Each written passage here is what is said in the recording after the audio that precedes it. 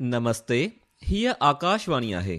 हाणे तव्हीं नरेश गुलवाणीअ खां देश विदेश जा समाचार सिंधीअ में ॿुधंदा। सभ खां पहिरियों मुख्य समाचार। प्रधानमंत्री नरेंद्र मोदीअ अॼु नई दहलीअ में इंडिया AI इम्पैक्ट समिट दौरान केतिरनि आलमी नेताउनि सां ॿितरफ़ी बैठकूं कयूं। चूंड कमीशन 10 सूबनि में राज्यसभा जे 37 सीटुनि लाइ चूंड प्रोग्राम जी पधिराई कई। इन्हनि जी वोटिंग 16 मार्च ते थींदी।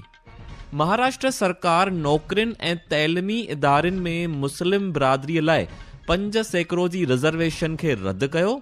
ऐं ICC T20 क्रिकेट वर्ल्ड कप में अॼु शाम भारत जो मुक़ाबिलो नीदरलैंड सां थींदो। हाणे समाचार तफ़सीलवार ॿुधंदा। प्रधानमंत्री नरेंद्र मोदी अॼु नई दिल्लीअ में मुंतज़िम इंडिया AI समिट में आलमी नेताउनि सां ॿितरफ़ी बैठकूं कयूं। प्रधानमंत्री अॼु सुबुह हैदराबाद हाउस में स्पेन जे राष्ट्रपति पेड्रो संचेज सां मुलाक़ात कई। ॿिन्ही नेताउनि भारत स्पेन भाङे भाईवारीअ खे अञा घणो मज़बूत करण जे मक़सद सां केतिरनि मुद्दनि ते चर्चा कई। विदेश वज़ारत हिकु बयान में ॿुधायो त ॿिन्ही अॻवाननि वापार ऐं अर्थव्यवस्था समेत डिजिटल खिते, नवाचार, सिहत, आबोहवा बदिलाव ऐं तइलीम वग़ैरह ते चर्चा कई। प्रधानमंत्री मोदीअ भारत यूरोपीय संघ जे मज़बूत लाॻापन लाइ स्पेन जे लगातार टेके जी साराह कई। अचो त ॿुधूं हिकु report.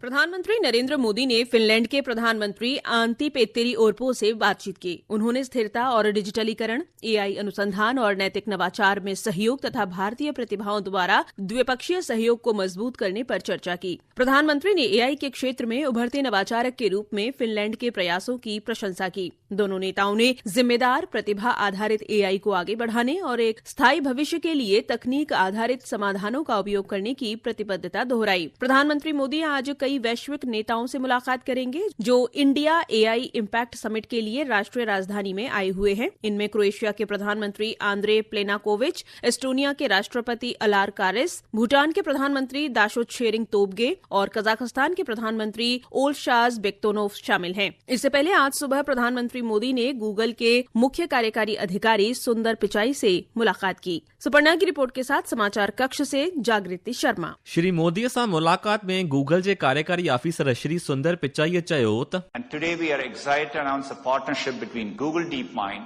and the Indian government as part of the Global National Partnerships Program. This will broaden access to frontier AI capabilities for national priorities. Demis will share more later on. We're also partnering with Atal Tinkering Labs to bring Gen AI assistance to over 10,000 Indian schools and 11 million students with a focus on robotics and coding in the classroom. Google has a full stack commitment to India, and I've never been more excited about the future we are building together. तइलीम मंत्री धर्मेंद्र प्रधान नई दिल्लीअ में India AI impact summit में artificial intelligence लाइ France जे ख़ासि नुमाइंदे सां मुलाक़ात कई।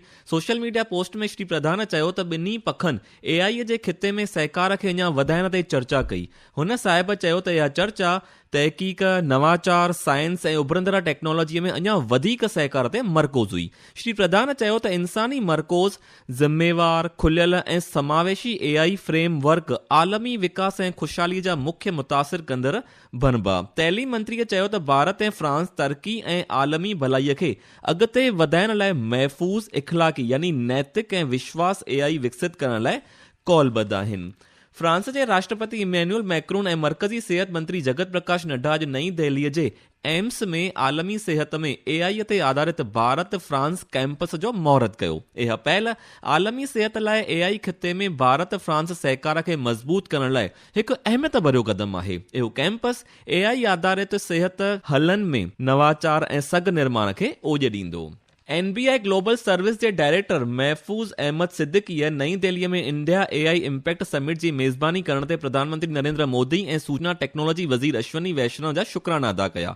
ऑल इंडिया रेडियो न्यूज़ सां ख़ासि तौर ते ॻाल्हाईंदे श्री सिद्दीकीअ चयो त समिट AI स्टार्टअप्स, कंपनियुनि ऐं माण्हुनि खे हौसला अफ़ज़ाई कंदी ऐं इन्हनि खे AI इंडस्ट्रीअ में तरक़ी करण में मदद कंदी। वाधवानी फाउंडेशन जे chairman Shri Harsh India AI impact summit में फाउंडेशन जे मुख्य पहलुअनि जी नुमाइश करे रहियो आहे, जंहिंमें कारोबारी सलाहियत, महारतनि जी तरक़ी, सरकारी डिजिटल तब्दीली, जिद्दत ऐं नवाचार शामिल आहिनि। ऑल इंडिया रेडियो न्यूज़ सां ख़ासि तौर ते ॻाल्हाईंदे हुन साहिब चयो त इहो हिकु बहितरीन सिख्या जो तजुर्बो आहे। केतिरनि स्टार्टअप्स में मुख़्तलिफ़ प्लेविननि खे AI में पंहिंजे कम जी नुमाइश कंदे ॾिठो वियो आहे। ही ख़बरूं तव्हीं आकाशवाणी तां ॿुधी रहिया आहियो। वधीक ख़बरुनि लाइ तव्हीं असांजी वेबसाइट newsonair.gov.in खे फॉलो करे सघो था। ही ख़बरूं तव्हीं असांजी YouTube channel air news Gujarat ते पिणु ॿुधी सघो था।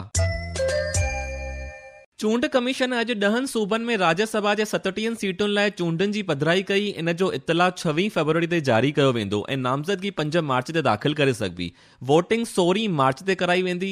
मरकज़ी मंत्री रामनाथ ठाकुर, राज्यसभा जे नायब सभापति यानी deputy chairman Harivansh, Sharad Pawar ji party राष्ट्रवादी कांग्रेस जे शरद पवार समेत केतिराई नेता ऐवान में पंहिंजो कार्य अरसो पूरो करे रहिया आहिनि।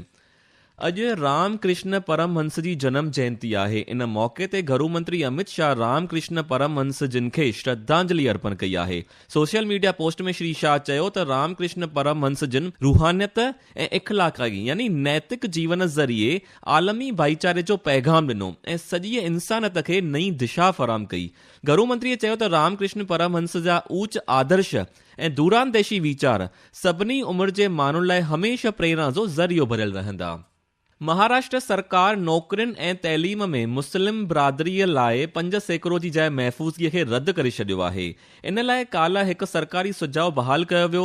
5% जाइ महफ़ूज़गी मैसर कराइण वाबिस्त अॻूणी हुकुम खे समाप्त कयो वियो आहे ऐं अदालत इन फैसले ते अंतरिम अंदरूनी रोक लॻाए छॾी आहे। कांग्रेस एनसीपी सरकार ने मराठा समुदाय को 16% और मुसलमानों को 5% आरक्षण देने संबंधी अध्यादेश जारी किया था। नए सरकारी प्रस्ताव के अनुसार विशेष पिछड़ा वर्ग ए में शामिल सामाजिक और शैक्षणिक रूप से पिछड़े मुस्लिम समूहों के लिए सरकारी और अर्ध सरकारी नौकरियों के साथ साथ शैक्षणिक संस्थानों में 5% आरक्षण से संबंधित सभी पिछले निर्णय और अध्यादेश रद्द कर दिए गए हैं। इसमें कहा गया है कि 2014 में जारी पिछले निर्णयों और परिपत्रों को वापस लेते हुए विशेष पिछड़ा वर्ग के तहत मुसलमानों को जाति और गैर क्रीमी लेयर प्रमाण पत्र जारी करना बंद कर दिया गया है। मुंबई से अंकिता आप्टे की रिपोर्ट के साथ समाचार कक्ष से विशाल शर्मा। हथियारबंद फौजन जी सुप्रीम कमांडर राष्ट्रपति द्रौपदी मुर्मू अॼु विशाखापत्तनम सामूंडी किनारे ते अंतर्राष्ट्रीय जहाज जे जाइज़े IFR 2026 में शामिल थी। इहो अभ्यास भारत जी वधंदड़ सामूंडी सघ ऐं आलमी बहरी फौज सहकार ॾांहुं मुल्क जी कौलबद्धता जो नुमाओ करे थो।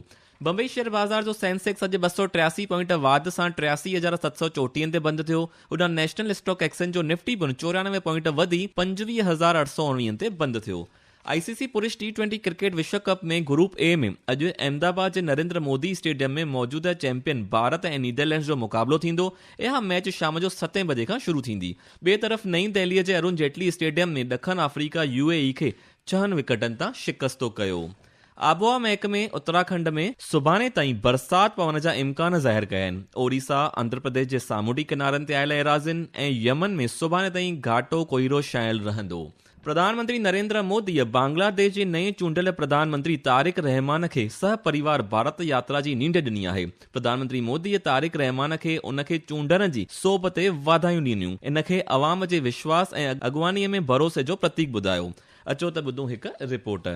राष्ट्रपति मोहम्मद शहाबुद्दीन ने ढाका के जातीय संसद भवन के साउथ प्लाजा में नई सरकार को शपथ दिलाई। बाद में 25 कैबिनेट मंत्रियों और 24 राज्य मंत्रियों ने भी शपथ ली और मंत्रालयों का बंटवारा जल्द होने की उम्मीद है। समारोह में भारत की ओर से लोकसभा अध्यक्ष ओम बिरला और विदेश सचिव विक्रम मिश्री मौजूद रहे। शपथ के बाद बिरला ने संसद भवन में नए प्रधानमंत्री से शिष्टाचार मुलाकात की। तारिक रहमान पूर्व राष्ट्रपति जियाउर रहमान और पूर्व प्रधानमंत्री खालिदा जिया के बेटे हैं और 17 साल लंदन में रहने के बाद दिसंबर में देश लौटे हैं। उनकी शपथ के साथ लगभग 2 दशक बाद BNP के नेतृत्व वाली सरकार की वापसी हुई है और अगस्त 2024 में अवामी लीग सरकार के पतन के बाद बने यूनुस के अंतरिम प्रशासन का औपचारिक अंत हो गया है। नवल सिंह परमार, आकाशवाणी समाचार, ढाका। आखिर में ख़ास खबरूं हिकु बार ॿीहर ॿुधंदा।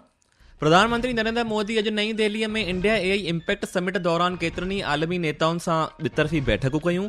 चूंड कमीशन 10 सूबनि में राज्यसभा जे 37 सीटुनि लाइ चूंड प्रोग्राम जी पधिराई कई।